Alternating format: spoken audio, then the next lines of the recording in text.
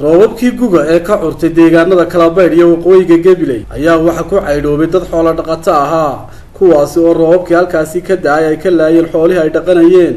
haddaba iyadoo taasi jirto ayaa xukuumadda Somaliland aanay wax gargaar ah soo gaarsiinin dadkaasi. maamulka magaalada Kalabaydh Sheekh Cabdilaahi Cismaan Diiriye Awgaab oo waraysi khaas ah siiyay telefishinka caalamiga Hon Cable TV xafiiskiisa magaalada Gabiley ayaa waxa uu ka hadlay dadkaasi ku caydhoobay roobabkii guga ee ka curtay deegaanadaasi. dadkii abaarku naafoobeena ku caydhoobeen xukuumaddu ilaa hadda wax gargaar ma la soo gaarin. bismillahir rahmanir rahim. su'aasha weydiisay anigu ka jawaabaya anigu waxaan ahay maamulka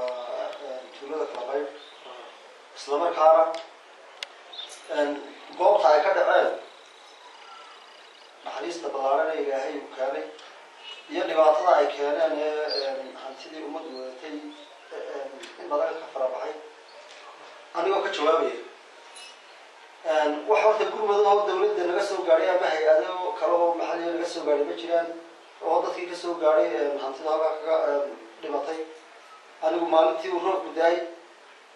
maamul ahaan waxaa tegay goobtii ay xoolo ku dhinteen waan tiriyey goob kasta oo ay xoolahaas ku dhinteen waan istaagay dabadeed baaq dheer baan u jeedinay walow dee aanay nala joogin markaasi isgaarsiinaanay nala joogin maamulka degmada Gabiley iyo gobolkaan u sheegay balse ku-xigeenka iyo xogayahaan u sheegay walow waqtigaasi